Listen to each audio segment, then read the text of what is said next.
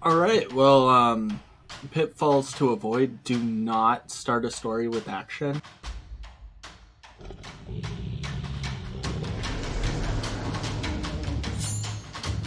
This is the Crit RPG Podcast, your one-stop shop for everything Lit RPG, progression fantasy, and Royal Road. Hi everyone, and welcome to the Crit RPG Podcast, the only podcast that invites old people and flamingos. With me today is Phil Tucker, who you might know as the author of many fantasy books and also, stuff like Bastion, some like, more niche stuff like the lit RPG and progression fantasy kind of stuff, maybe a little bit. Hi, Phil. Man, you're trying to start a fight right out the gate, huh? Yeah, I am really stressed out, and I'm going to let it out on you. At least you're honest. Next up is our resident flamingo, Neon Dreams. How are you doing? Hey, I'm good. Okay, good. No back problems because we just discussed this before the podcast started. No. Okay, good. Yeah, and then certified old person, Dad's bedtime story / Shawn Wilson / what are the other old folks? Author Shawn Wilson. Author Shawn Wilson. Yeah. Old folks. Yeah, you might also have I've had all of you on my podcast before, right? Yeah. So this is a nice group. This is nice. Okay, so if you're wondering what we're doing, we are having a roundtable discussion. It's going to be a bit more about writing than the original podcast, where we just talk about all kind of stuff. But this time, we're actually going to be talking about more of the writing craft. That being said, we're still going to have some banter in between, I think. If people aren't just going to be completely stone-faced at my attempts at German humor. But we'll see. All right, last month we had a couple of people and they brought up some questions, and my Patreons could vote on those questions, which ones they wanted to have answered the most. I think the biggest one that everyone kind of wanted answered was pitfalls to avoid when starting a story, right? It was about, how to begin a story. And if we're going to be talking about beginning a story, there's also some other topics that we will get into. So the questions of today are: pitfalls to avoid when starting a story. How soon does a story actually start? Then a bit about intros, like what's the best intro you've ever read? Opening lines, how do you pick one? And what's the best opening line you've ever written? Then how do you introduce your main character? Which is also a big of a question. And then how much does your start change from the first draft? So do you change your starts a lot? Cool. You are all very tired, it seems. I was just going to say yes to all old, those questions. Yeah. Okay, good. This has been a Crit RPG podcast. We have answered all the questions of yes. Yes. Pitfalls to avoid when starting a story? Yes. Very much so. Let's start with that one. All right. So because Neon, you're the youngest, you can set us off. All right. Well, pitfalls to avoid: do not start a story with action.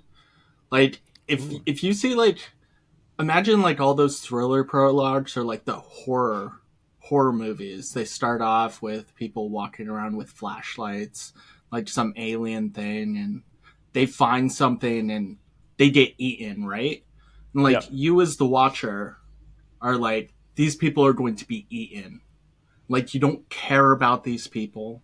You don't know these people. And when they die, you don't mourn them. You don't go, "Aw, that sucks." You were literally "Okay, bye, guy." If your main character is like that, people aren't going to read your story. All right? And that is exactly what happens when you throw people into action, throw people into the story. You don't do that. You have to ground their daily life and narrative. You got to show what this person's life is like before the story, and you have to make people care about them. Otherwise, they don't care if they die. They don't care if they, get divorced. They don't care if this happens or that. The story is about getting people to care whether or not something happens. You raise the stakes. And if people don't care about a character, they're not going to do something. So when you're writing something, I think a lot of people, they get afraid, right? that if they don't start off the story as quickly as possible, and if they don't throw in a fight scene, people are going to stop reading it, and so they throw this stuff in there. Well, people are going to stop reading it if they don't care about the character, and that can take 1 to 12 chapters before there's actually a fight scene. And so like you just got to have some confidence. I'm not saying that you shouldn't have a fight scene for that long, but I think that like if you have an actual fight scene, you need action throughout the story. But if you have an actual fight scene in the first 3 chapters, you're doing it wrong, I think, personally. Okay. Is this like lit RPG or series fan web serial specific advice? Because I have like one example that will contradict what you said that worked really well. There's always examples of things that kind of conflict to this, but this is every type of story. This is every type of story, from horror to lit RPG, so on and so forth. Like, you need to introduce characters and put them through trials, and make people care about them. So this is it's very well. I mean, there's also something really important to note, is that if there's a prologue, that is a very different type of start in. So if you shouldn't write a prologue unless you have an actual reason to write a prologue. Like the whole point of a prologue is to provide context that is actually required to understand the story. So that's the point of a prologue. But prologues are the only example where there's action and fight scenes like right as the movie starts. And those aren't with the main character, though. There are prologues with the main character, but I mean that's its own thing. But for the most part, when there's an action scene at the beginning of the movie, or fight scene, so on and so forth, those are prologues. They don't have to do with the main character for the most part. And then the story starts after the prologue with the character's daily life. So, you could see some people at like this nuclear silo or like some CDC control place releasing a virus, right? And it's this really high, intense situation. And then it flips over to the main story, and the main dude is like cooking up toast, and like chilling with his family. You got this high end, like high intense scene, and then it just goes to the guy living, and that creates a lot of tension, and you're like, oh my god, like this guy's about to get hamstringed. He's like sitting there eating toast, loving his life, like rolling around in his truck, gonna go to his kids' game, and you just know the zombie apocalypse is on the way, which creates a lot of cool tension. But you see, it's not the main character for the most part. So that's true. Yeah, while there might be a few examples of things that contradict that, I mean, I think you're right. The example I was thinking of was Mistborn, but it's Kelsier who starts off the thing, and then we see like Vin in her like slumdog life.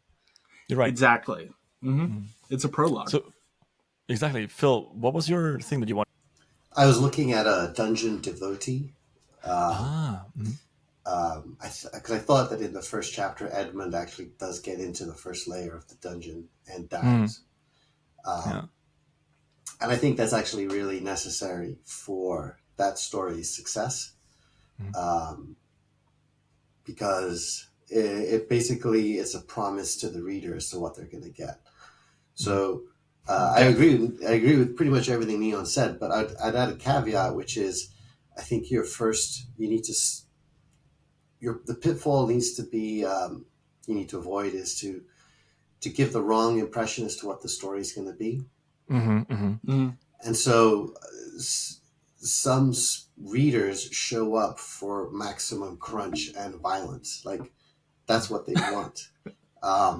And so like with a story like Dungeon Devotee, by having Edmund go straight into the dungeon and get killed by rats, the author is immediately saying, guys, you're in for like a really crunchy, really violent, non-stop action kind of story. And I don't think necessarily people care about Edmund, but what they care about is the fact that they're getting those dopamine buttons slammed right from the get-go. Like rewards, violence, dungeons, it's all right there in the first chapter. So I think Is it a time loop? No, this is by Nixia on Railroad Dungeon Devotee. It's just he goes level to level. I think Nixia releases a chapter a month, and it's gotten Didn't you say he died? Yeah. Yeah, but the dungeon respawns him every time he dies. He so doesn't it's go kind of like back. I'm time glad loop. He you doesn't go clarified back in that was not time. the author who died. I was like, what? Yeah. No. It's oh my god, I don't think Phil's that callous. Like, yeah, he wrote it first and just died. Yeah. No. Bad luck for the author, but basically, I think the pitfall you want to avoid when starting a story is to give the wrong promise, right? Yeah. Yeah, You want that's very to. true. So I think Neil's absolutely right that most of the time you want to invest people in your characters. But some readers, especially on Royal Road, they don't really care that much about deeper characters. What they're there for some stories, is crunch and fast-paced action and leveling up and rewards and violence. And the character is just a vehicle for all that. So I think you need to identify from the get-go what kind of audience you're trying to connect with and what they're coming to your story for, and then make sure you're giving that as quickly as possible to confirm that they're in the right place. yeah. Well, I think this is one of the reasons that lit RPGs, so many of them start with like an orphan character, right? Yeah. Just like orphan character in the worst, most terrible place in the world. So like you like feel really bad and empathetic with this character for no reason, right? When you start reading, like, you know what I mean? Like, it's the cheapest form of development ever. Yeah. We talked about this in your podcast, right, Neon? Like the kind of the how to make people care about your character. And yeah, you had some really good points. Your podcast is coming out, I think, in like a couple of weeks. Nice. But yeah, like it's a pretty good point. You have to make your people care about your character at the start of the story. And because Phil kind of stole my thing that I wanted to say, the promise is what's important. You're gonna give the start of the story is a promise. Made a huge mistake in the first version of Torchbearer, where I kind of promised some sort of like techno sci-fi mystical stuff, and then people were like, "Hey, wait, where's that?" In the next couple of chapters, and people who skipped that were like, "Wait, why is it suddenly sci-fi?" So, yeah. But what about you, Shawn? So I'm still so new to all this that I'm learning the pitfalls the hard way, which is a joy. Again, I've only been writing since basically, seriously, April of last year on Royal Road, end of April. With my dragon story, I did a prologue with, setting up the scene for how the egg gets in the place. But then, like Neon said, you don't have any action for 6 chapters because you're building the relationship and everything else. With my ultimate level 1, I the first lines, which always makes me laugh, was Max refused to piss himself while waiting in line. And it's promising that the main character is this kind of weak, I got small bladder kind of guy, and building him from there. But I think Phil kind of really hit something I've noticed a lot, especially if you look at number 1 right now in Rising Stars. And you look at that story, the stubborn skill grinder and a time loop. It's nonstop action. From book 1, it's a time looper. Every chapter is action, action, action, action, action, and it sets that crunchy number fix. And so you get 6,000, almost 7,000 followers because every chapter is based off of one thing, and it's the grinding to get better. And I think it depends on what you're writing, and that's kind of where I'm struggling still as a new writer, how to not hit those pitfalls. Yeah. That being said, like you're being a new writer, you've wrote like 1.3 million words in your last year, like in the first year. So I don't think you really qualify as new anymore. You've written more than me my entire life in your first year. So let's go. Did you write before that? Or did you just August of 2022, I had a friend that killed himself that year, and I needed to find a way to deal with it, and I always wanted to write. And so I sat down in August and I wrote 3 books of a fantasy series. because I really wanted to write. And then I have about 50 plus rejection emails from agents. They're like, nah, you know, no, thank you. And then somebody in April, in fact, I didn't join Royal Road till April 27 of last year. They were like, hey, you should try maybe writing this kind of genre. And so I found Royal Road, wrote a goblin story that, you know, I learned a lot about Royal Road, and then joined Madix and his crew on another Discord, and they really helped me start to hone my writing. And that's when June of last year I started my Dragon Rider series, and that was kind of what put me on the map. So, yeah, your goblin story was like already wasn't bad either, right? It had like 2.3k followers. No, it's only got like maybe 900. I don't think it's got 2.3. 1.3 or something like it really wasn't that bad. So well, way more than my first attempt. So you hit something. But talking about like right, do we have any other like real pitfalls that you shouldn't be doing when you started writing a story?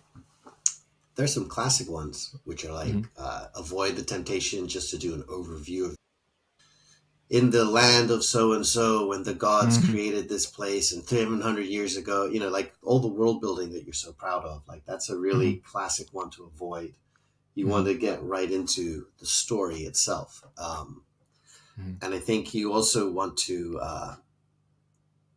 you know, I think that's the big one, especially in fantasy and especially in genres where, you know, like lit RPG, when you get really proud of your system or really proud of all the stuff you've done, all your homework.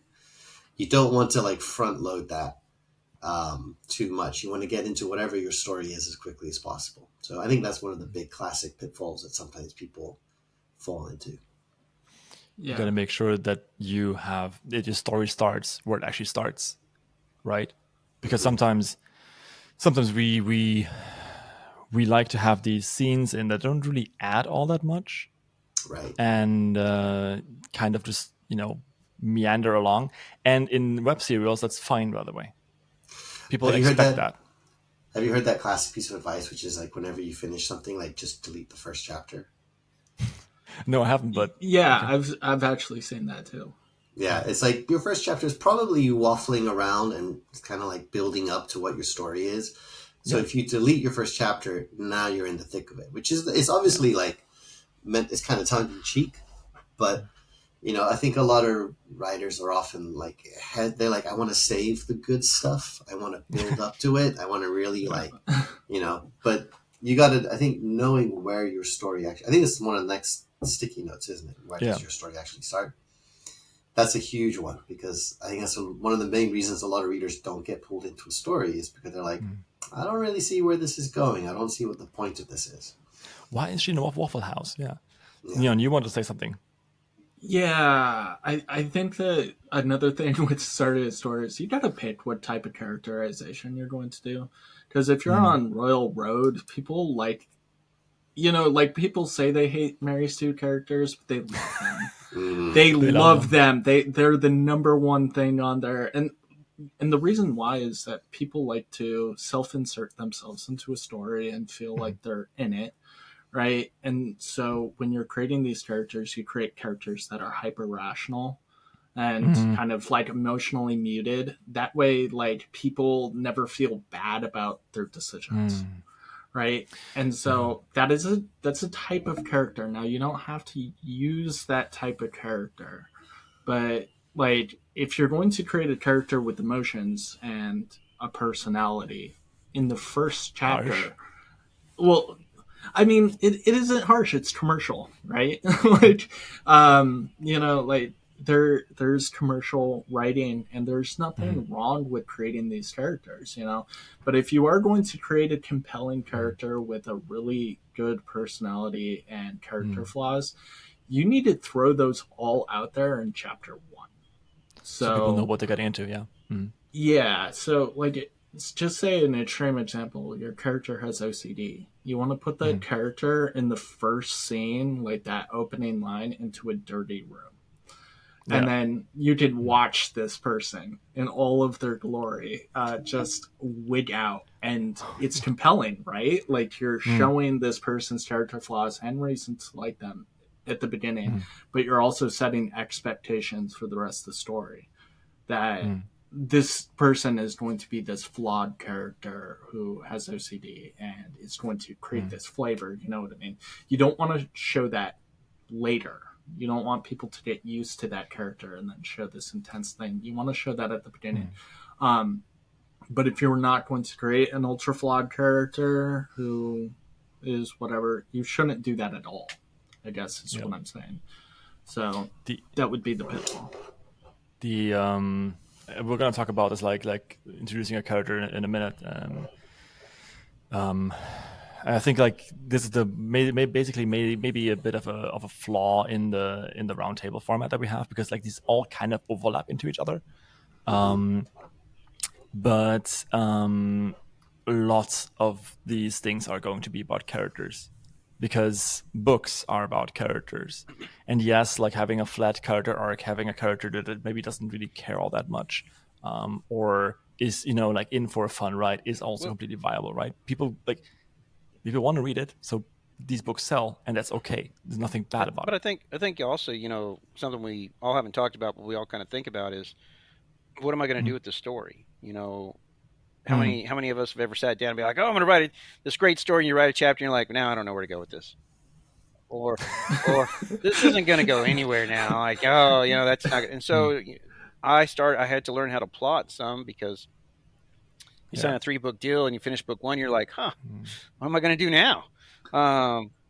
So you're like, oh, I got to figure this out. So I think part of that too is, you know, actually knowing what you're wanting to write. Even though I like the pants, I still feel there's an overall, where am I going to go? Phil, was it you who recommended Take Off Your Pants to me, the book? Yeah. Did you grab it? Yeah, I got it. I really like it. Thanks for the recommendation. I really, really liked it. I used it to plot Torchbearer Beta. Oh, fantastic. Because, it's really, really good. And one thing that I think we should mention here is this idea of like the coherent theme. I've always thought about this, but I've never really put it into words like this. It's if you know what your story is about, you also know what your first chapter is not going to be or is going to be, right? So if you have a story that is about reining in your emotions to overcome your inner demons, something like that, right? Like Torchbearer, for example. Then you need to start in a scene like what Neon explained. You need to have the main character struggle with her inner demons in the first scene and struggle with her emotions in the first scene, because this is what the story is about. And yes, you can add in some filler because we are writing web serials mostly, but at the same time,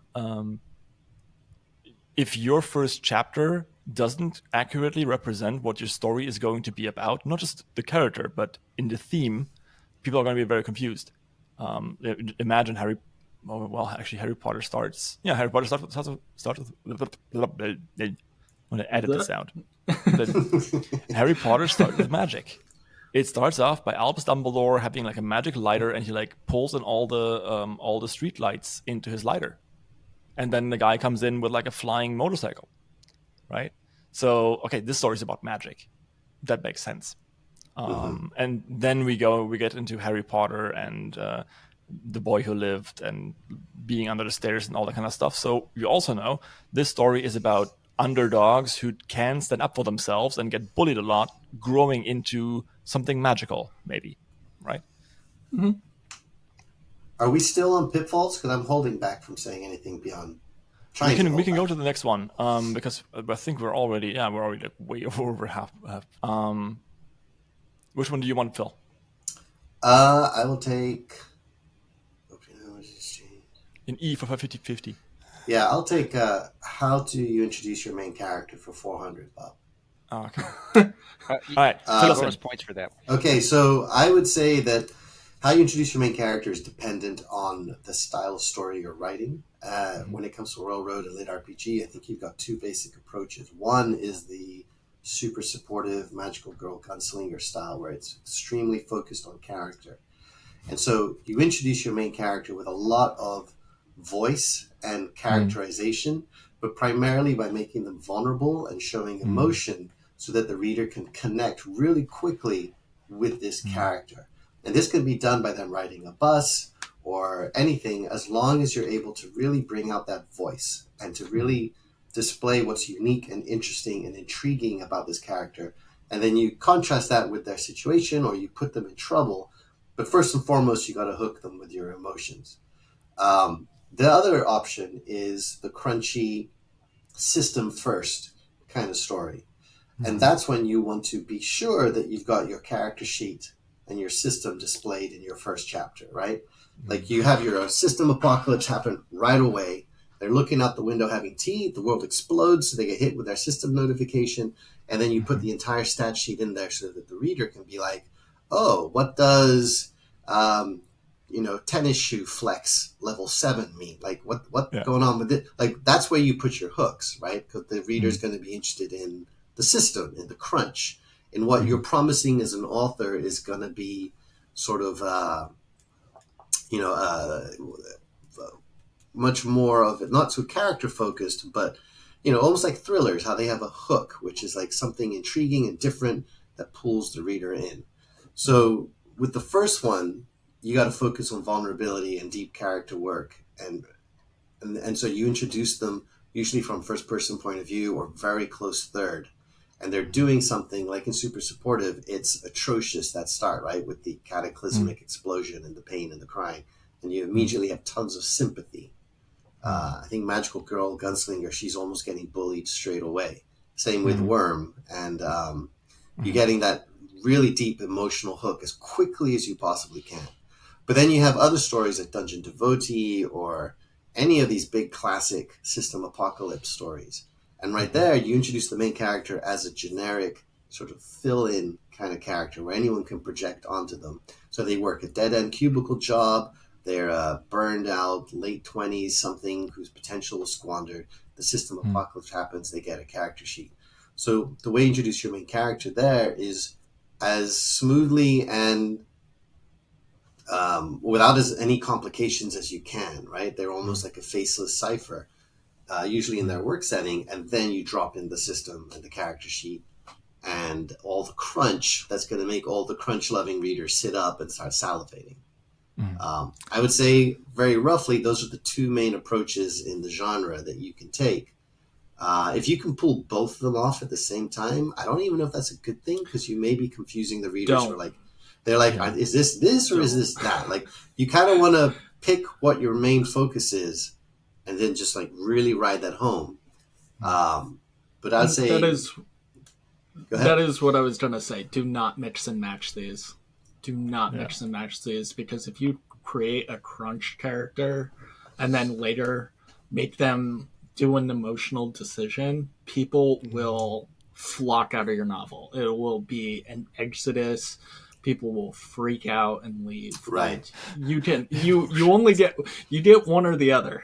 Take your pick. Do they have emotions or they don't, So, but I think it's possible to have an emotionally vulnerable, sophisticated character and then bring in some really interesting crunch, because I think half the comments, if not most of the comments for Super Supportive is like, what does carry your luggage even mean?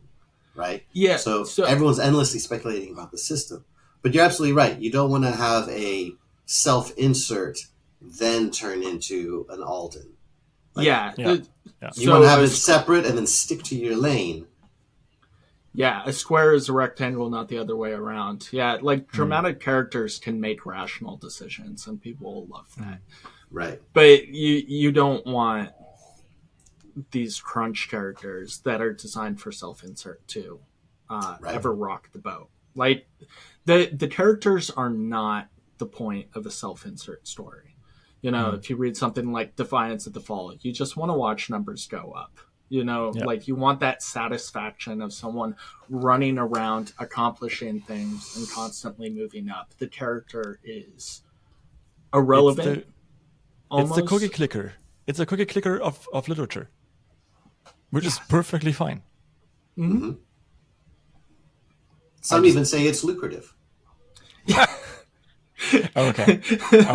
I never really want to go there. I never really want to say like people just write these for like the monies, but I'm not saying he writes it for the money. I'm saying there's a ton of people who love it. That's what I'm saying. Exactly. Yeah, that's the point. It's commercial. If if you like writing these stories, then all the power to you. I mean, I wish And I you would. have to. You have to love writing it, because otherwise Yeah. you'd go insane by book So 6, right? Yeah. If you don't have that passion for crunch, it's not going to so last. so Yeah. being new to all this, Hmm? the only reason why I still get to write is because I'm now making enough money that my wife says I can write. So there is a financial side to this, but Max knows me. There's nothing I love more than Yeah. getting up in the morning, shipping all my kids off to school, and then sitting down on my computer and then grinding until I have to leave to go pick them up. And I'm like, if you could lock me in a room with just no noise and my laptop Mm. for 8 hours a day, I'd be in heaven, because that's what I love. But Mm-hmm. Sean's secret is he doesn't need the plot because he literally dreams his plots. It is insane. That sounds very convenient. It is convenient. It is until it's 3 a.m. Your Yeah. brain's like, you need to get up and write this down, and you're like, no, I don't want to. That happened to me last night. I watched the first 5 minutes of Fallout, and I was so like caught up with like the emotion of just that It was a great intro one. that I was like, I stopped it and I went back and wrote another chapter because I was just like so. Yeah. Oh God, this happens so much. But so but here's the problem. So you guys are talking about like experienced authors who have figured these secrets out, and we can look back at book 1. And again, I'm still quote unquote new and learning, and I'm reading books and trying to get better. But I'm like, oh man, I just wrote this book. How did I introduce my character? Did I make a promise like this? Am I building an emotional guy? Like, how am I doing this? I'm like, crap, do I need to go back and look at this? And yeah, but you got your instincts, right, that have come from a lifetime of reading and absorbing stories and books. So like once you've been doing this for a while, you're like, wait, I need to continue being able to do this. So you start reflecting on it. But in the beginning, you're just shooting from the hip with all the instincts that you've been absorbing for years of being a fan of this kind of stuff. So you've probably, you're intuitively doing all this stuff. And in a way, it almost kind of like ruins it to analyze it too much, because then you start getting a little too calculated and it starts to feel a little stiff.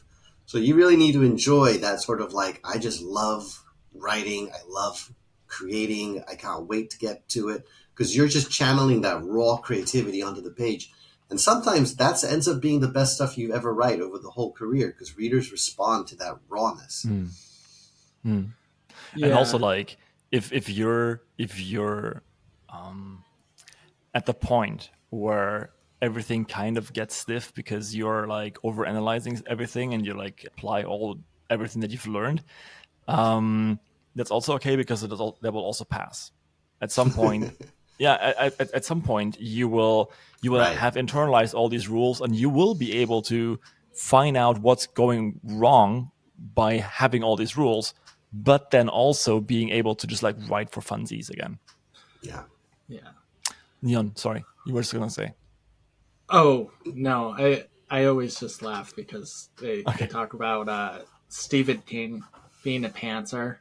He's not a pantser. He's not a pantser. Like, this dude has like 25 years of storytelling experience. He just does naturally what you're supposed to do in his head.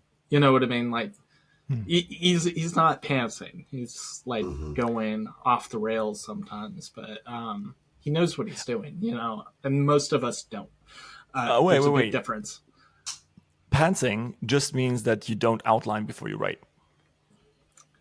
Yeah. But, people treat it as, so people treat it as you sit down and you write, but that's not how pantsing works. Pantsing comes in like garden variety. I was talking to Delicious Meats the other night about how he's a gardener, and he's talking about how he always creates scenarios and then branches out. So he's creating this web as you go. Or you do what's known as conceptual outlining, where like when I start a story, I'm a quote unquote pantser, but I create a conceptual outline. I know where a story is going to end. I know the major plot points in between it. And then I create a conceptual outline where it's like on the first chapter, you have to introduce a character and make people care about them and showcase their character traits through situations. And if you're on Royal Road, you're going to want to start the story at the end of chapter 1. at midway through chapter 2 at the earliest. Then in the second chapter, you want to introduce the worlds. And then on the third chapter, you want to put someone into a state of conflict with their magical system. Chapter 4. See, like, there's things that you need to get done. And then as a pantser, you just have to create scenarios in order to fulfill them. But you're not just doing it randomly. Like, there's a conceptual, like, backbone of, like, things that you have to get done, and you do them. So you get what I'm saying? Totally. I just worry that, like, someone will listen to this and be like, oh, okay, it's chapter 1, check mark, chapter 2, check mark. Like, this is not how it works. I was doing that as he said that, though. Okay. I was doing that. I was like, okay, that new story I just did. Yeah, I did that in chapter 1. Yeah, chapter 2 was that. Yeah, 3, 4. I was like, what's chapter 5 supposed to be? You know, like, keep going. No. Okay, but here's the thing. Those first 4 chapters are always going to be the same. I can write 150 different novels with different types, and those first 4 chapters are going to be the same. So that is something that you do have to check off. How you can do it is infinitely creative. Yeah. And then as soon as you get out of chapter 4, like, obviously, like, you're not going to be writing algorithmically, as people say, but like those first 4 chapters of story structure are the same. And it works the same for lit RPGs and Harry Potter. I could like break down these stories. Lord of the Rings, like, you could just give me random stories and I can show. Actually, like, I'm referencing the same number of books. Like, I think the entire time I've read a lot of books about writing and so on and so forth. And there are some very prescriptive ones, like the fantasy fiction formula, for example, the one that Jim Butcher kind of recommended because it's written by his mentor. I found that too formulaic. I really like Secrets of Story by Matt Bird, because he just has like a checklist, and he even says, like, please do not check off all these boxes, but some of them.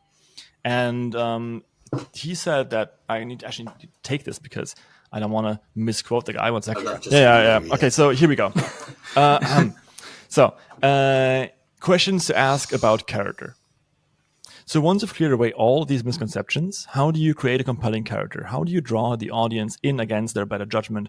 How do you overcome the jaded cynicism? You have to somehow make them believe, care, and invest into the character. And you can read more of that in The Secrets of Story by Matt Bird. Yeah. It's a really good book. Basically, what he says is that people have to be believable, which means that how they act has to make sense, right? We've all had this happen with 1 or 2 stories that we love in a RPG, where it's like suddenly the main character does something for completely weird reasons just because the plot demands it. Then the next one is invest. So we need to invest into the character, so there has to be something at stake, right? The character has to be, you have to want to follow the guy or the girl, I guess. And care. So care is, we have to care about the guy. We have to see him vulnerable, have to see her vulnerable. And then invest is, if we're going to stay with this character, is it going to pay off at the end, right? So they have to be capable in some way, shape, or form. And this, at the very start of the story, you just show this in I think the very first chapter, to have the character believable, vulnerable, and capable. But I think that's just traditional writing advice. That is, that's traditional fantasy. And it's very true if that's what you want to do. But I think with Lit RPG, Royal Road, Progression Fantasy, I think what you first and foremost need to decide is what's your vibe? Like, what are you trying to put down? What are you interested in? And what do you want your readers to be interested in? It may have nothing to do with character. It may have nothing to do with good writing. I mean, I've seen some really successful works on Royal Road that I'm like, how is this moving so many copies? Like, this isn't, the character's flat. It's basically a cardboard cutout. The writing is not very, Phil, but what it's doing just don't say is... the title of my book, please, when you say that. I was working up to it. I have the answer. I have the answer to that question, Phil. It has me as the main character. No, but what you do is like, but what you see is that tens of thousands of readers are responding to this because of the vibe, the promise it's making, right? So I feel like, there are very efficient ways to convey a whole bunch of things. Chapter 1, chapter 2, chapter 3, chapter 4. You can like bust out all the necessary stuff to be like professional about it. But then you get these like stories and you're like, how does this have 8,000 followers and like 100 comments on each chapter when it's not doing anything like quote unquote right? And I think it's because these are being written primarily by authors who were until very recently like fanatical readers. Yeah. And they know in their bones what the tropes are. They know in their bones what is working in the genre. They know what they personally enjoy. And it may have nothing to do with like technically good writing or believable characters. It has to do with delivering that specific dopamine promise, that hit, right? And so I think the first step is just before you even start thinking about what I need to be doing or should I pants or outline, you just need to really zero in on what you're going to be channeling onto the page. And there's no right or wrong. It's just passion, right? Yeah. If you can put passion on the page, which is why I was saying with Shawn, like these first books that you're writing when it's raw creativity and you're just completely hyped about what you're doing and the passion is at 100%, that can be infinitely more successful than a really technically sound but kind of sterile story that hits all the notes but doesn't do it with that, that incredible that verve, that vibe that you're putting down. Can you please not call out my story like this? First Shawn, now me. Like, really, Phil? Like, what's up here? Guys, I'm just here to speak the truth. So, I'm joking, of course. My book's not bad. I'm just putting myself down again. My therapist and I talked about this. All right, no. So you're completely right, though. However, I do like Matt's advice, like Matt Bird's advice, because it's still true for lit RPG. Super flat. Even if it's super flat, it still makes sense. I think about like Defiance of the Fall is like the ultimate example of a highly successful book that is 80% action and explanatory exposition. It has 10% world building.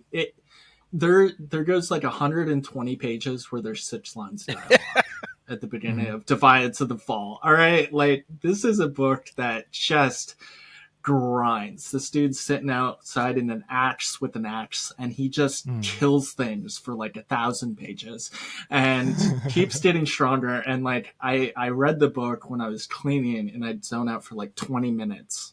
And I'd come back into it and nothing was different. Like this is a book that is very mind numbing. Numbers go up and it has that value to it. But even in this book, it still starts out the same way. You introduce a character in his daily life, even though he's just chopping wood. That is all he's doing. He's chopping wood and he's talking about his relationships with person A, B, C, and D. Yeah. It's in the flashback. You're not actually showing it, but you're like telling people through this flashback of some stuff. You kind of make people care about him because he has these relationship problems and whatnot. And then you jar him into the multiverse where everything switches. And this all happens in like, I don't know, 1,000 words, 1,500 words or something like that.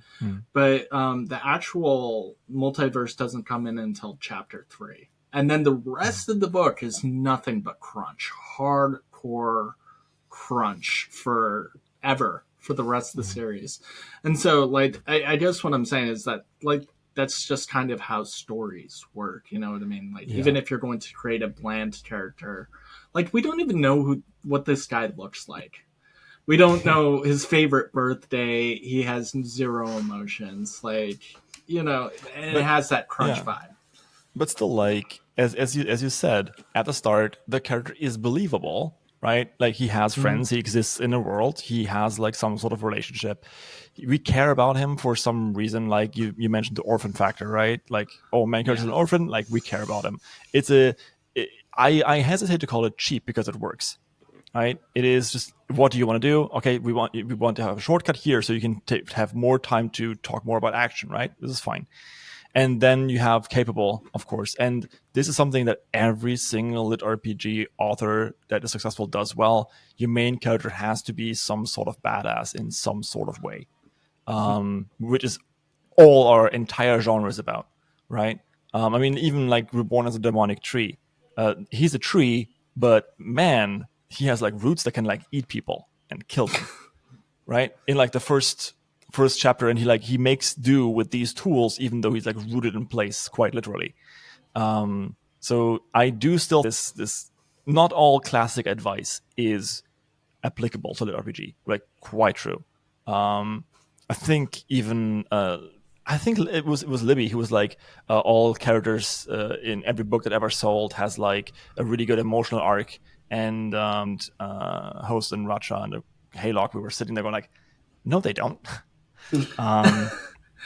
Right? Because like there's, I don't know, like the character arcs in some of our lit RPGs are like zero wind, but it's like, I'm not saying it's a bad thing. I love this genre. I wouldn't be doing this podcast if it wasn't. But it's never going to win a Pulitzer Prize. Right, it's not trying. But it's going to earn all the money. Well, so I was going that's to say fine. we're not in it to win a Pulitzer Prize. We're in it to Speak for yourself. Make money. Well, make money and get to write and do what I love. But I mean, at least for me. Yeah, It's okay. I'll be over here in my pauper corner with like no money and my Pulitzer. Yeah, it's a fascinating genre where things that break a lot of classical advice are still A, incredibly lucrative, and B, really hard to duplicate. Yeah. Right? Oh yeah. You don't have a ton of people writing these incredibly lucrative Patreon crunchy flat characters. It still takes an inordinate amount of skill and talent to be able to write 10 books that not only hold people's attention, but causes more and more people to sign up. Like, that is, incredibly hard to do. Yeah. You might not even know this, but my good friend Haylock just released his first book, Heretical Fishing. And he's not paying me for this, he didn't even ask for it, but I'm gonna shout him out anyway, in the most cool and flashy way that I can think of. So yeah, if you're in the market for something that's a little bit like Beware of Chicken, if you're into things like not becoming the chosen one and instead hanging out with cute animals, then this one's for you. It's available on Audible and on Kindle Unlimited. Go and give it a read. I'm sure you won't regret it. Yeah. Let's skip over to the next question.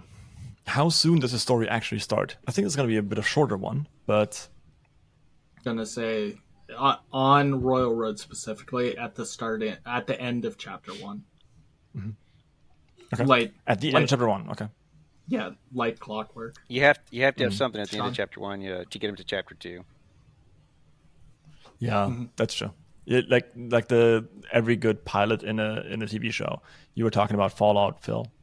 You have to have a hook, right? Mm-hmm. But that being said, my story starts on the first line. My story starts on the cover. All right. Because I think that it's just kind of fun, and I like doing things way too complicated and like doing weird little tricks because it's what's fun to me. But this is also why I'm not earning tens of thousands of euros each day. But I personally think that the story should start with the first word, and it shouldn't define story. Yeah, that's a good point. Yeah. I like. I'll pick on Phil because he picked on me earlier. When you look on Bastion's cover, because you kind of mentioned the story starts at the cover. I mean, when you look at that cover, you're like, oh hell yeah! I mean, that's like, we're going to get somewhere. This is going to be a big, is this the bad guys? It's the MC, and you're immediately drawn in. You know what I'm saying?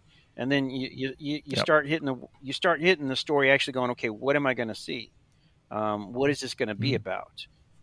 Which I know goes kind of funny, but I talk with Silky a lot for Mango Media because he's publishing my stuff, and he's like, no, we only want one or two things on the cover because you want to start the story from the cover. If you put 18 people on the cover, they don't know who the main character is. It's hard to describe what's going on in the story most of the time. And so you throw that one or two thing, bam, there you go. And so now they've looked at the cover, and I tell people this all the time when they're like, hey, can you give me a shout out? And I'm like, yeah, but you're really going to need a better cover because nobody's going to click that.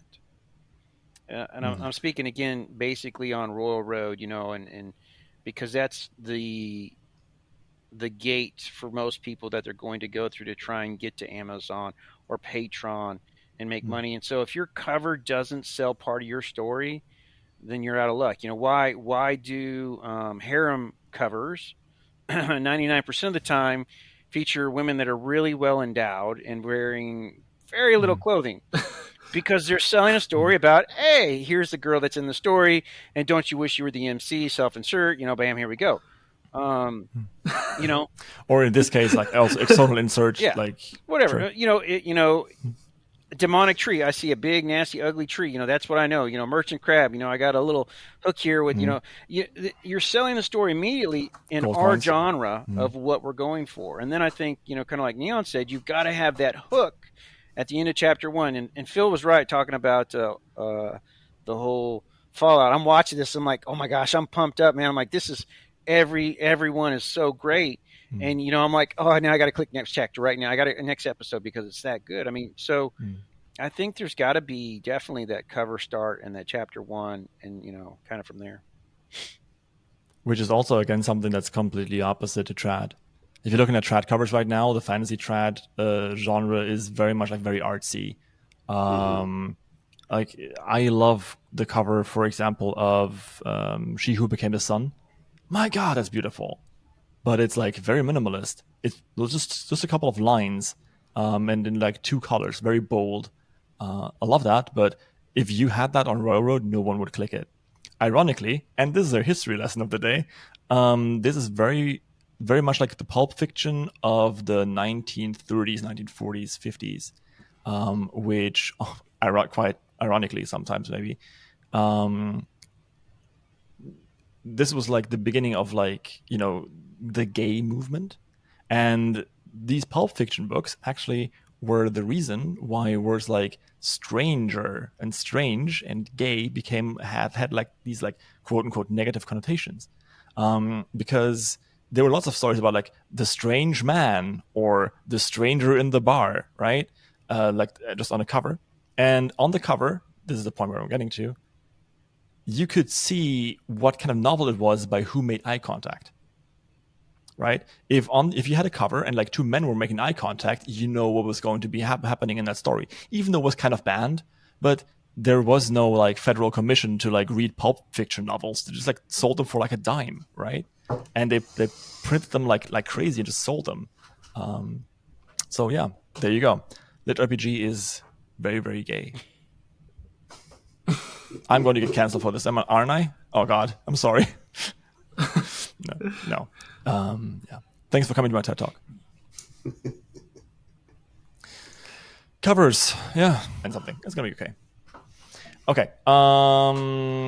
So, best intro you've ever read, opening lines. How do you pick a first sentence of your story, and what's the best opening line you've ever written? So, basically, I think we can make this really, really short. So, best intro you've ever read. The one that comes to mind is the prologue for, that cathedral building series, World Without End? No. It's these huge books. I'm forgetting the guy's name, but anyway, it's like multi-generational, like building a cathedral in medieval England. And one of them begins with a prologue that was just 3 pages long, really sharp, really macabre, and it set the tone for the entire book. It was actually far better than the book itself. But what it did was it really it whetted my appetite because of the promises it made. Mm-hmm. It was incredibly intense, very intriguing. I'll pull up the name just so that if anyone wants to go read it on Amazon, probably it's in the free sample. Sorry, I know I'm typing, Madix. That's fine. It's the prequel to A World Without End. I think it was when the Kingsbridge. Yeah, I think it was World Without End. Anyway, go read that 3-page prologue. It's just brilliantly done. As to how you pick the first sentence of your story, it's super important. I think for me, it's just much more intuitive. I don't agonize. I know some people come back when the novel's finished and then rewrite the beginning to try and really capture the book that they just completed. But for me, I think I just try and drop into an exciting moment. And I want that first sentence to be very clear and simple and evocative and surprising in some way. So not a big run-on sentence, nothing that's contingent on, the reader really paying a lot of attention, and very character focused. If you can sort of hit the ground running in that sense, I think it works. The best opening line I've ever written, I don't know. The last chapter that I just wrote in my work in progress began with "A massacre could be a beautiful thing." Nice. So like something like that has a little surprise to it that makes the reader kind of say, "Wait, what the fuck?" and pay a little bit more attention. That's the vibe I think you kind of want to shoot for. So you got to snap them out of their preconceived expectations, and they're already probably dismissing it even as they're opening the chapter. So you got to do something to like wake them up and make them really look at.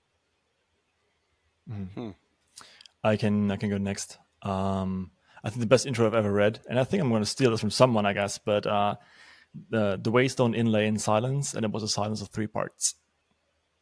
Man, that's good. Like it's the beginning of Name of the Wind, and just like the first page of Name of the Wind is just, you can the quite Name of the see Wind that, like, is just awesome.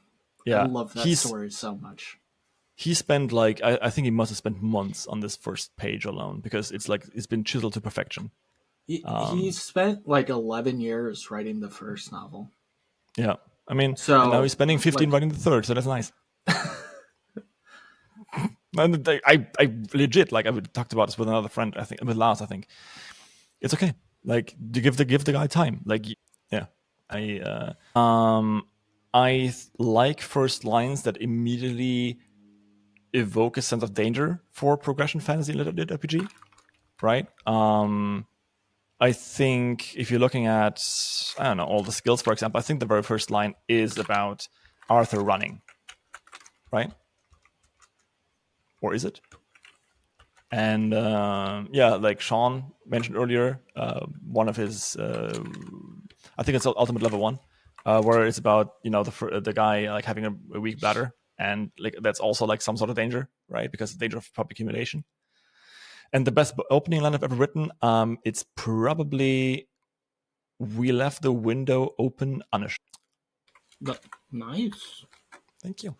We'll see. Yeah, who wants to go next? I'm going to be bad, and I'm going to go real classic and old school because I'm old. But I've always remembered this. It was the best of times. It was the worst of times. That is a really, that when I think about best I've ever read, I mean, I remember reading that from junior high, kind of thing. It's like, now I realize how good it is. Kind of like Phil with his that he just mentioned a minute ago. Like, man, that'll grab your attention kind of there, especially in that thing. The best opening line that I've ever written, man. I kind of like what I did with my dragon story, just because it's either tomorrow I escape, or today I die. Today I escape, or tomorrow I die. It's basically those are my 2 options. Nice. Neo, you're up. Man. Sure. Leon, let's go. Best intro I ever read is Under the Dome by Stephen King. There's this really short but excellent like opening about these people flying a plane, and it's this really sunny opening, and they're talking about how great the weather is and how bright the future is, and it ends with they had 40 seconds to live. And it's like literally like 1 page. All right. So it's like not this big drawn out thing. It's just this beautiful like thing. And then it just shows them hitting the dome, flying. And it's this ultimate show not tell adventure where there's a dome that gets brought over this small town, and like everyone's crashing into it, and it's like cuts a golfer in half, and it's just really cool. But I remember that they had 40 seconds to live, and that That's just Yeah, it just hit hard in the paint. I loved it. Stephen King is the master of good intros. Like, he's really, really good. Because he kind of manages to tell you what the story is going to be about in the first line of the story. The man in black fled through the desert and the gunslinger followed. That's the story. That is the entire story of this book. And it's a really good intro, like a really good first line. But yeah, so you go ahead. Next one.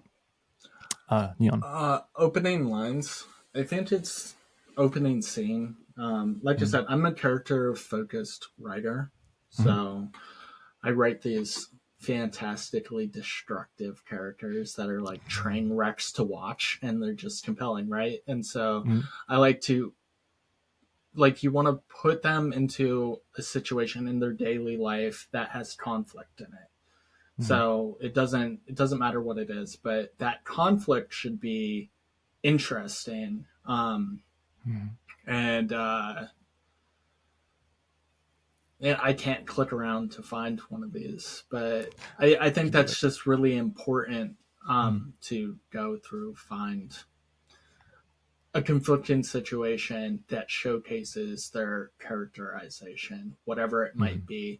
And like I said, if you have an OCD person, you put them into a dirty room, then you throw in character voice. That first sentence is going to be character voice on that person's viewpoints on a dirty room. You know what I mean? Something that's really compelling. But I think that's different for everyone. Because not everyone writes those character-focused books, especially in the RPG. So, yeah, I mean, like, opening lines are very hard. With the OCD one, like, you can have lots of fun with it, right? And I think talking about how to write prose is a whole different ballpark, whole different round. But yeah, also sometimes prose really gets in the way, especially in lit RPG. But yeah, what's the best opening line, Neon? you know, I don't know. There's I can think of like a lot of opening paragraphs that are really interesting. But I can't think of normal lines without actually looking them up. Okay. You know, so how about this? You look them up while Shawn's talking. Okay. What would you Shawn, would you like me to talk about? Because I'm able to talk about anything. I mean, like, we talked about your stuff, didn't we? And I just put my foot in my mouth. So let me ask you a question for Phil, because he's someone I've always respected since stumbling upon him in April of last year. So it's been a whole year. It's actually funny. Whole year It's funny because when you come into the genre that we're in, and we're doing what we're doing, we typically get recommended 3 or 4 individuals for, hey, what should I read first? And it's Phil, or it's Matt, or it's these 3 things. Read about Lyndon and all these other. And so when you think of yourself, maybe you don't think of yourself, but when you think of yourself as being in that category, and I listened to your podcast you had this week that came out, which was really good, and I took away some great points from that. You're what, again, you've been writing for 15 plus years, realistically, you said. You're at a point now where you're known. Do you find it harder to be known and to put quality work out? And I'm not calling your work not quality, obviously, but do you find it harder on yourself, or do you feel like there's pressure from behind, or do you just really don't care? I mean, first off, I really appreciate you saying that. But as for working after so long, I've actually found that each new series, if not each new book, is a completely new challenge. So it's almost like I think Neil Gaiman said that you don't learn to write books, you just learn to write the book that you just finished. So I don't feel like accomplished. If anything, I still feel like I'm just getting started in a lot of weird ways, because when you're trying to support a family and writing full time, the pressure is always on, and readers tend to be loyal to a series and not to the author. So you can write a series that does pretty well, and then once it finishes, if your next series doesn't hit, like you start dropping fast because they're like, nah, I really like that other thing. I'm not that crazy about the new thing. So there's never a sense of having like arrived or achieved. There's like, okay, that one did pretty good.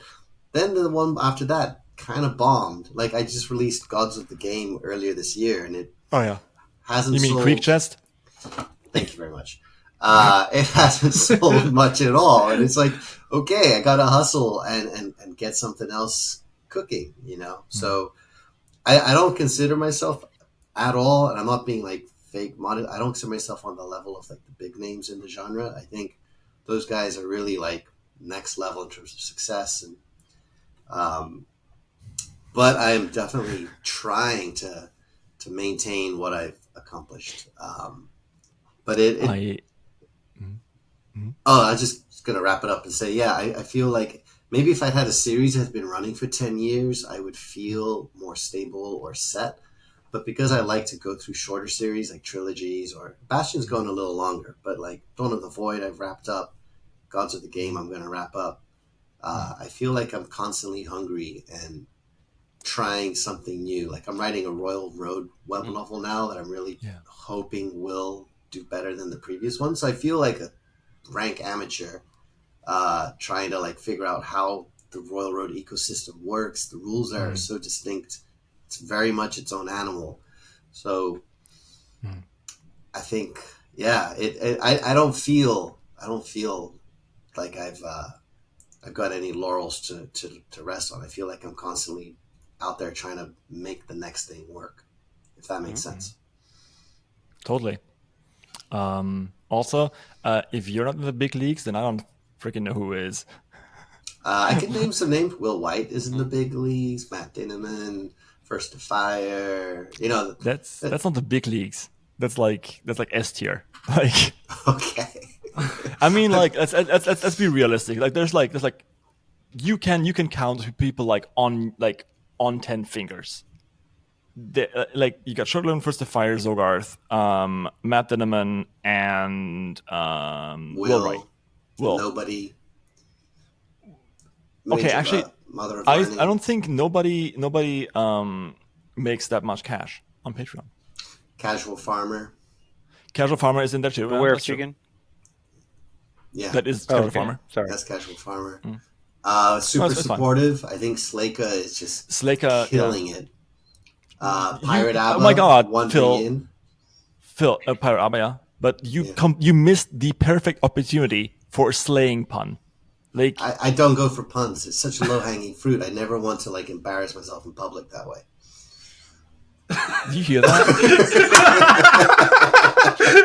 Dude, you just called out your whole stick, man. I'm so sad my screen's frozen. Hey. Do you guys hear that? Like that like cracking noise followed by like this rushing sound of liquid? That was my heart. No. Oh, that was your It's like, I don't want to be like Madix. I couldn't resist. Sorry, I've heard enough of your shows. I've heard enough of these interviews that I'm like, I know what makes Madix tick. Like, it's fine. I know you're just being facetious because you are a Patreon of my show. Oh, pulling out the big guns. All right, fine. Shut down the entire conversation. Go for it. No. It's fine. It's fine. Like obviously you like it, and just like kind of one of those like. What if I'm a masochist? Closet pun enjoyers, I would have said, but I mean, if you want to go that way, you can know that too. I mean, we were talking about harem earlier. We can do this again if you want to. No, okay, of course. That's not because it's a nice podcast. People like nice to each other. We're very nice to each other. Yes. Do you feel? I'm sorry. I take back my pun comment. Officially, puns are the. I accept your apology. Yep. Now let's go on. Next topic, go on. Let's see. What's the next post-it? The last post-it, actually. We're already overscheduled because I don't want to make these like 1.5 hour long because these take a lot of time to edit. So, how much? Be honest. No, for every person on the podcast times the amount of hours, you can calculate that. that's the amount of time I spend editing these podcasts. So if we're 4 people, then we have 4 hours of me editing, and if it's 4.5 hours, then it's even more. So okay, 3-word answers, everybody. no, I'm getting bullied again on my own podcast. Start from first draft 3. Okay, so how much does it start change from the first draft? Oh, well, certainly for mine it has changed a lot because I rewrote 3 times completely, 100%. Neon, how about you? I think that if you haven't written your first chapter 5 times, you're doing it wrong. Okay. Because like your first chapter is going to be where people not only get hooked, but also where they set expectations on how good or bad you are as an author. So if you make them angry at the beginning, they're going to judge your novel no matter how good it gets later on. So that's really important. But the other thing is if you think on Royal Road, you're thinking of retention rate, right? And if you can double your retention rate on chapter 1, you are literally doubling the amount of people that are going to read your story for the rest of the time. So if you're not obsessing over chapter 1 and playing with it and getting feedback on it, like you're doing it wrong. And I remember this one story, this notorious story, where I rewrote the first 4 chapters 8 times. Like the story started it in 8 different places 8 times. And I wrote the entire book, and it's pretty solid, and I haven't released it. And I'm not going to. So, it's a lot of work, but you're investing in yourself, So I would say the first 3 chapters, you got to write them like 4 times a piece, personally. Okay. Yeah. Sometimes though you kind of hit, and then you kind of rewrite at the end again. I think that's like the best way of doing it, because sometimes, especially if you're more into the pantsing side, you kind of want to take that momentum that you have at the start and just kind of run with it. So don't rewrite at the start. Like, don't do 8 rewrites of your first chapter as the start. Don't do that. Yeah, you have to write like a third of the book first and then rewrite the first chapter. You just have to rewrite the chapter right before you release. Yeah. Not like right before then, but I got it. Yeah. Shawn, how much did your draft change? Dragon, I think I did 17 times the first chapter, and probably about 15, maybe a little bit less on Ultimate Level 1. Yeah. You really want to get those right. Yeah, I remember that. That was cool. That was fun. Man, I remember at least 5 iterations of that, of the Dragon Rider story. I actually have the first one that I ever wrote still, and I go back and I look at it and I'm like,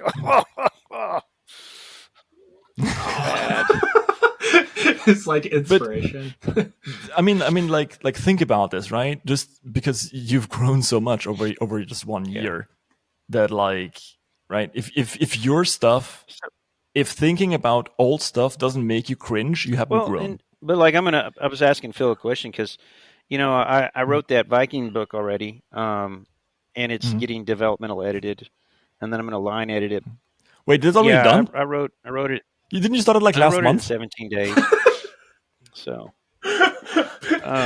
This has been the Quit RPG podcast, everyone. Thank you so much for listening and watching. Yeah, I just give up. I wrote 130,000 words in 17 days.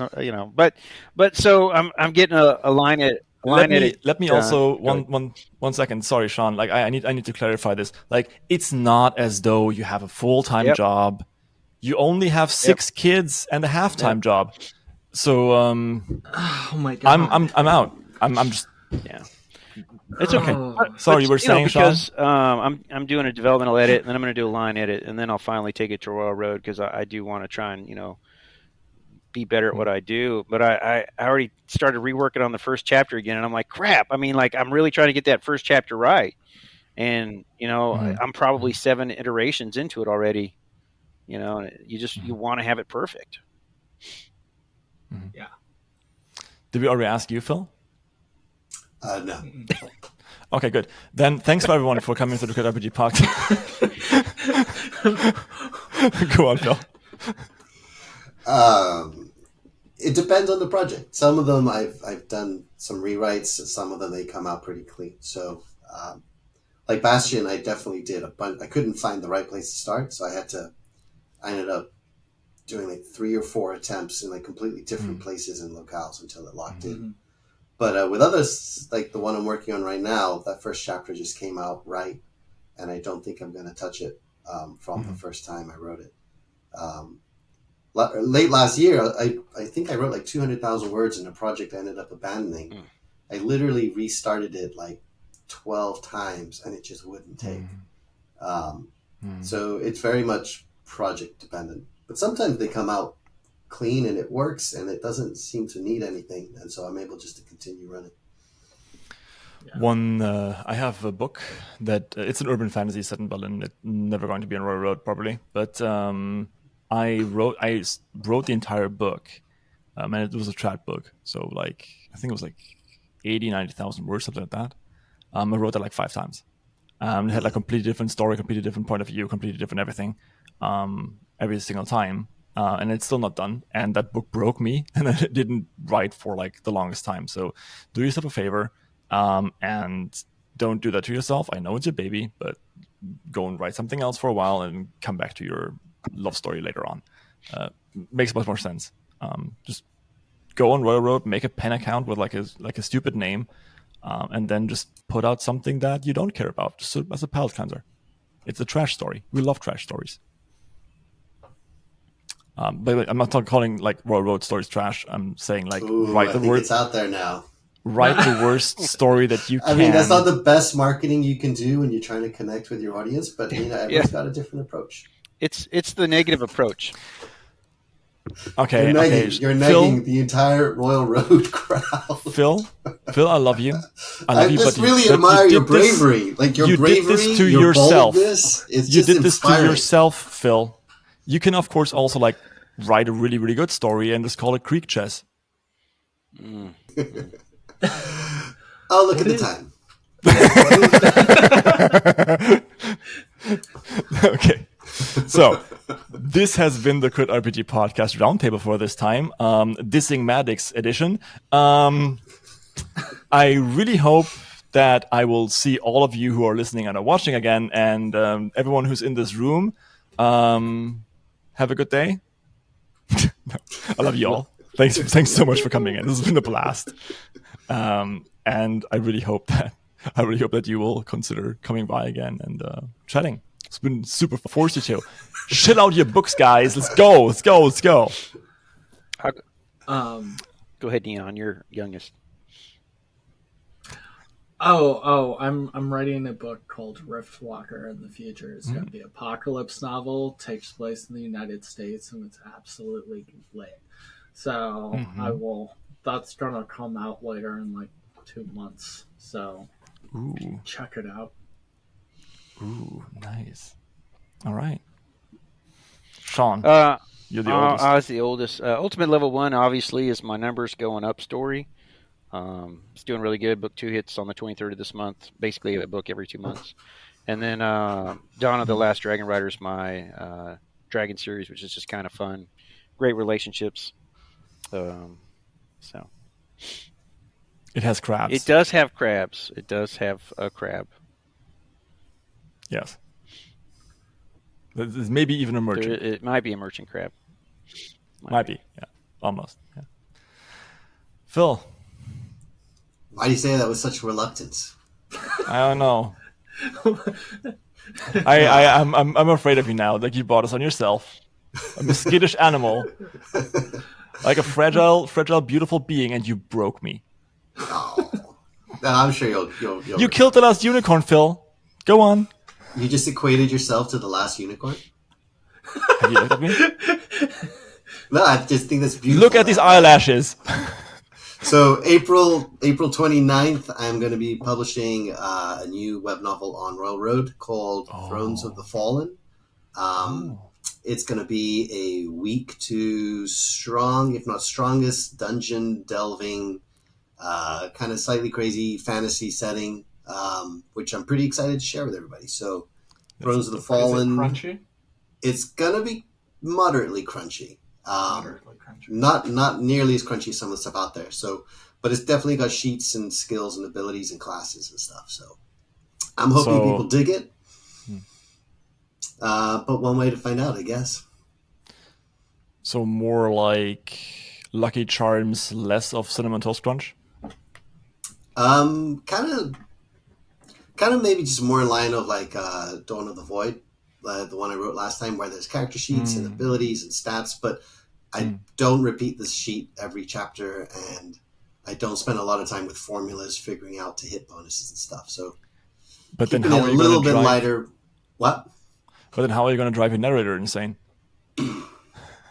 By sending like edits halfway through the narration. Recording. Oh, that's a good point. You learn that's the best way to do it. Shout out to all narrators at the show. I'm learning from the best here. Okay. Well, my book, I don't have a book right now because I'm working full time and I'm not like Shawn. I can't, do this stuff. So, that being said, I finished editing Torchbearer Alpha. So that's definitely out there. Thank you. It's not released yet, but it's going to be released whenever I have the time to like build a backlog of like at least 20 chapters for Torchbearer Beta, which is the second book. And it's already plotted, and it's going to be I'm really looking forward to writing the stories. It's really, really fun. And after that, I'm done with that. There's going to be the band story, which you can look forward to, which is like way more railroad adequate. Anyway, but you can listen to this podcast. I'm doing a podcast episode every single week, and this has been very, very tech heavy, very writing heavy. Usually we talk about all sorts of bullshits. With Phil, we talked about anime, for example. Neon, we also talked about. Man, we talked for 3 hours or something, right? That was fun. Yeah, that was ridiculous. Yeah, it was good. Yeah, and Shawn was actually my 9th guest, so he's OG. Man. Yeah, it was a long time ago. All right, thank you everyone for listening and or watching. There's no more Patreon content, but we're going to be writing new questions for the next show right after this is done. And then you can go on Patreon and vote on these for the next show. So for the next round of people. This is it. Thank you everyone for listening and watching, and I'll see you next time. Am I supposed to say bye? No one's waving. I waved. Bye. Bye. We all waved. Bye. Yeah. I did too, but we're all frozen. Yes, awesome. Phil didn't. Phil's not a waving guy. Fuck it. This is the perfect end to this podcast. Bye, guys.